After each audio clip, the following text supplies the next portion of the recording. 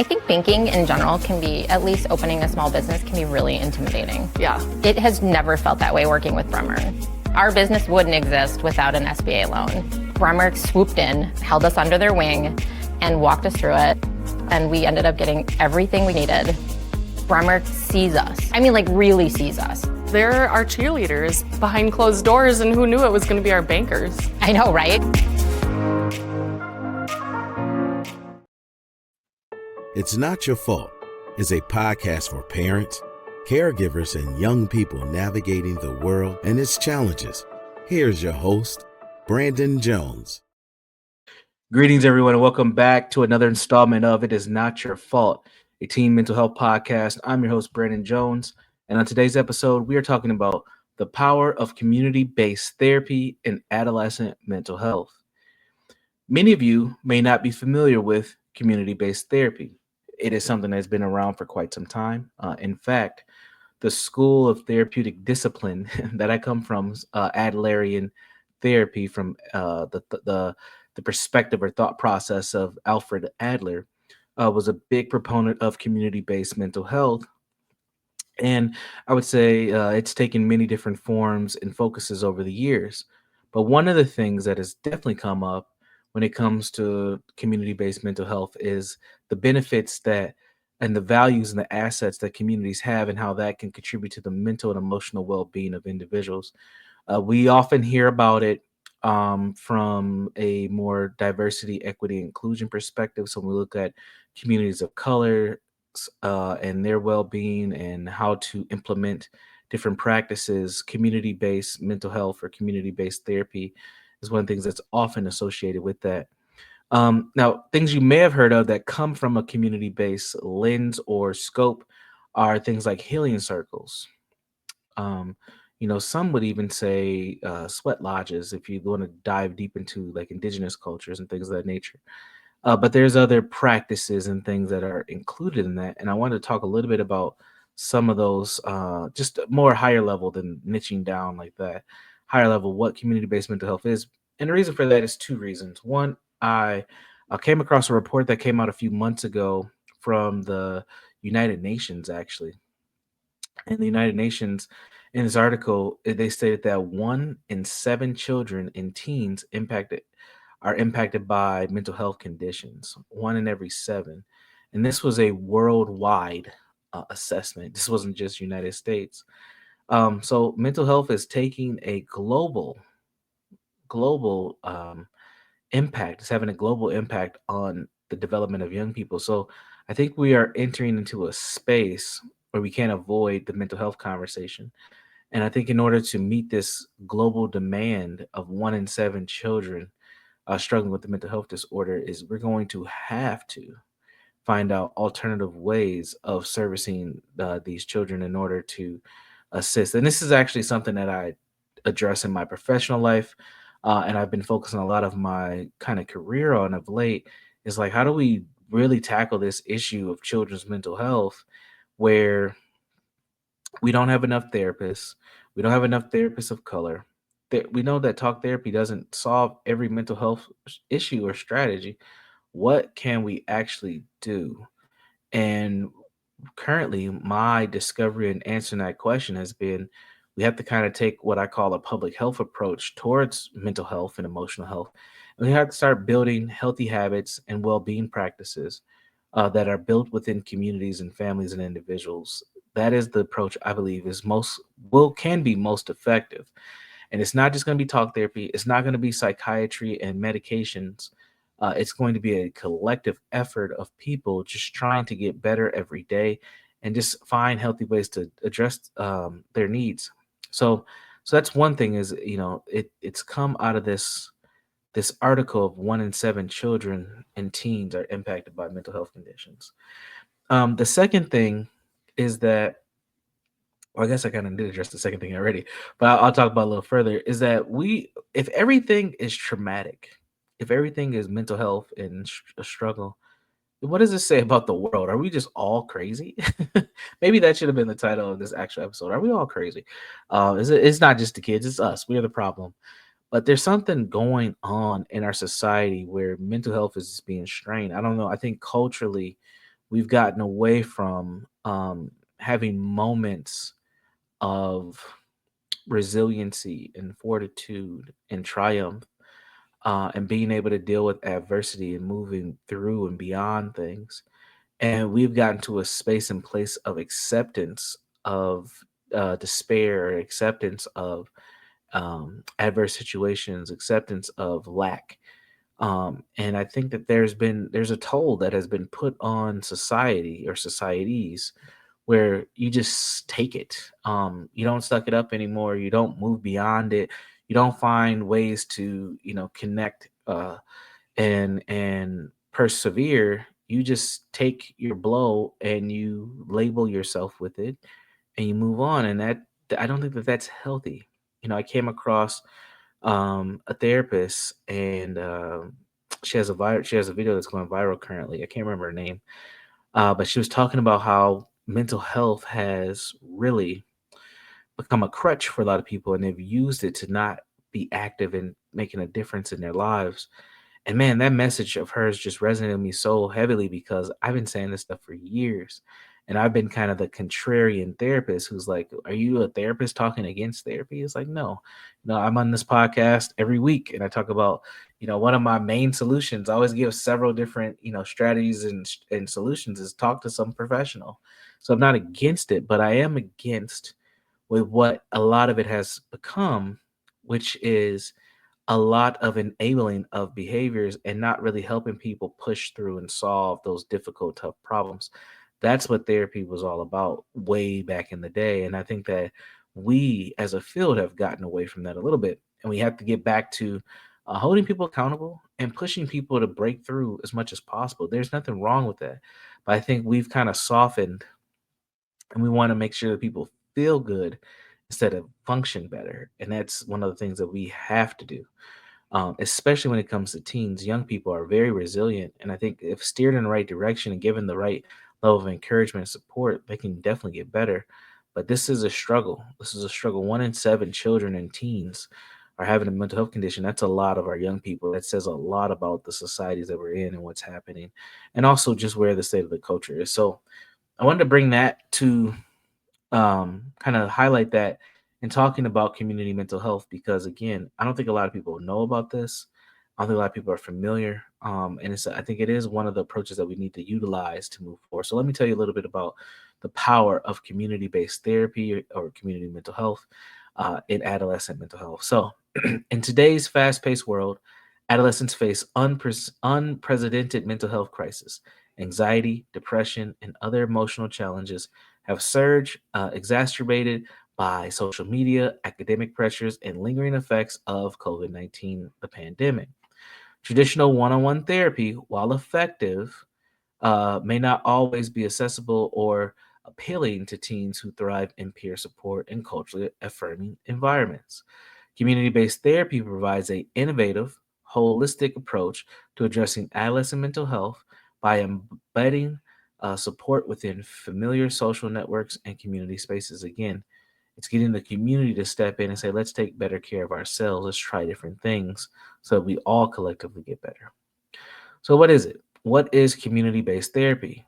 Community-based therapy shifts mental health care from a clinical office. You go to a medical doctor or a social worker or licensed professional counselor or therapy, and they're very clinical, right? To everyday settings, integrating therapeutic supports in schools, youth organizations, religious institutions, and community centers. And I've done therapy in all these spaces, by the way, um, mostly in schools, but I've done them at youth organizations. I've done them in religious institutions, believe it or not. And I've actually done them in community centers. And each one, whether it's a group or individual or family session, they all can be done in these familiar places.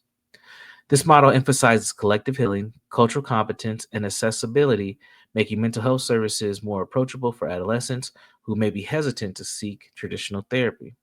Unlike conventional therapy, which primarily focuses on individual treatment, community based therapy recognizes the power of shared experience, social support, communal responsibility, and fostering well being.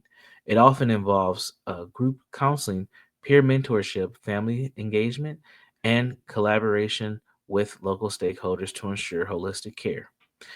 There was a very important line here that I wrote that I want to highlight is how community-based therapy recognizes the power in shared experiences. One of the ways that I've learned, especially in communities of color, to help them help them on their healing journey and work through issues is a lot of times, even though I think in our gut we don't feel like we're alone, we still need that verbal validation of what other people may be going through.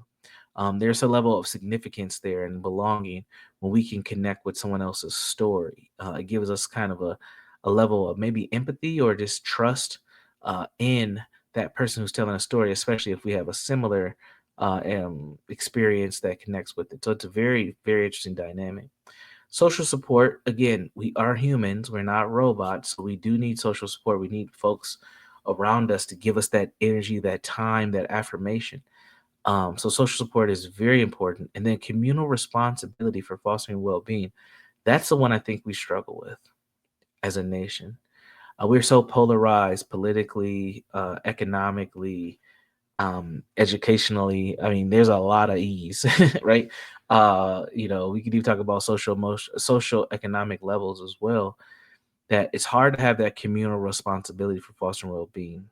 We are in a space where a lot of people have scarcity mindsets and they're not willing to help out the fellow person because they have bills to pay too, right? But if we worked at it as from a more collective standpoint, and we foster well-being with that collectivity, that could actually, I think, tip the needle a little bit. So that's really the highlight area that I think we must address and work on.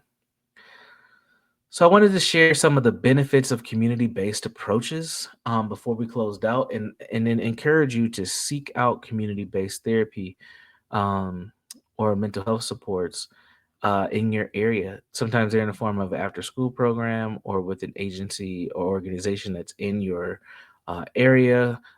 Believe it or not, sometimes these spaces can be online. Online, yeah. Even though we have to monitor that and be very careful, sometimes you can find that community that's not in your local area online, and that's a way to stay connected as well. So, adolescence is a period of significant identity formation and social exploration. Teens often look to peers, mentors, and community leaders for guidance, making community based therapy an effective model for engagement and support. And here are a few key approaches. Number one, reducing stigma and increasing accessibility. We know that talk therapy is expensive and it's not easy to land a session because these therapists are very busy. And two, it does take a requirement. Recently we're looking for therapy for one of my daughters and we're on a wait list. And our name finally comes up and like all we have available is from 12 p.m. to 2 p.m. Well, that doesn't work in our schedule because my daughter's in the third grade and she needs to be in school. And I thought about it, even if we tried to make that work, somebody's going to have to leave their job and drive, 15, 20 minutes one direction, wait for the session to end and drive another 15, 20 minutes to the next direction. That's not going to work, right? That's a whole hour and a half, almost 2 hour commitment for my child to get therapy. That's not going to work. So we know that this is a definite big thing is accessibility, and then also stigma to that. The next one is a strengthened social network. So when you have community working together, they learn, they build rapport, they build support. So helping understand that we are community, we can support each other, and there's a sense of belonging there. Culturally responsive and inclusive can be one of the benefits as well. Again, this is not going to show up in every community, but the ones that it does, there's a lot of reports and research that says that that is a beneficial piece for the development of not just young people but also adults. It can empower adolescents through peer engagement. So, again, when they're connected, they may have empowerment. They might start to develop leadership skills and other things that they might not know they had when they have that level of engagement. Early intervention and prevention. So, being able to be embedded in schools or community centers allows for community based therapy for early identification of mental health concerns. So, you can get that access right to your therapist right there, right now. You don't have to wait. And then lastly is holistic and strengths-based approach. So unlike a lot of clinical models that focus solely on a diagnosis and treating a disorder, community-based therapy emphasizes strength, resilience, and skill building, all things that young people need to survive in today's world. So that's a little introduction to community-based therapy. I would encourage you all to seek out what those programs may look like in your local areas. And if you need any help with that, or you want to revisit some of the stuff we talked about, I want to invite you to 3 places you can kind of connect with us. The first place is on Facebook. The Facebook group is It's Not Your Fault Podcast. You just go to the search, put in It's Not Your Fault Podcast. You can find us, like us there, find these tips and a lot more from previous episodes right there on the Facebook page for the podcast. The second place is if you have any questions for me directly, you can connect with me on my personal website. That's jegna.org, JEGNA.org. That's jegna.org. And then lastly, if you like some of the stuff that I've said, first, subscribe. Don't forget about it. You got to subscribe to the channel. Secondly, you can check us out on our podcast network, ShalettaMakesMeLaugh.com. That's ShalettaMakesMeLaugh.com. Now, we have a whole bunch of really qualified and awesome podcasters there that talk about a lot of cool different things. Definitely check us out at ShalettaMakesMeLaugh.com. All right, folks, that's going to wrap us up for today. Again, there is a power in community-based therapy, community-based mental health. Do know that this is something that you're going to see a lot more explosion happen because we have to fill in the gap with this current mental health crisis that we're in, especially for our young people. So don't be afraid to try it out, and don't be afraid to ask for it either, whether at your school, your church, or your spiritual home, or even sometimes in your local community rec center. Try to force for something to happen in those areas and get those therapists in the community to help out as best as possible. All right, folks, that's going to do it for me today. Be safe, be constructive, be well. I'll see you next time. Take care. To check out previous episodes of It's Not Your Fault, or to learn more about Brandon Jones, log on to ShalettaMakesMeLaugh.com. You know Shaletta makes you laugh, but did you know Shaletta Brundage can also make you think and boost your business? Media personality, activist, and comedian Shaletta Brundage founded Shaletta Makes Me Laugh to celebrate and share the best of Black culture. It's a podcasting platform. You can download 10 weekly podcasts hosted by African-American subject experts at ShalettaMakesMeLaugh.com or wherever you find your favorite podcasts. ShalettaMakesMeLaugh.com is also a production house creating broadcast quality commercial content. And Shaletta and her team of storytellers create powerful promotional campaigns to get businesses the brand awareness they're looking for. Some of Minnesota's top businesses trust Shaletta, and you can too. Get out the word about your events and products and get in front of communities of color with ShalettaMakesMeLaugh.com. She's got the power to help your business. What's up, everyone? It's Shaletta. I'm here getting a phone for one of my newly minted teenagers with Xfinity Mobile. They've got great options, affordable plans, and solid coverage that works for our whole family. With Xfinity Mobile, my daughter can stay connected with me wherever she goes. And did you know when you sign up, you can get an extra phone line free for a full year? Switch to Xfinity Mobile today for more savings, more smiles, and more ways to stay connected.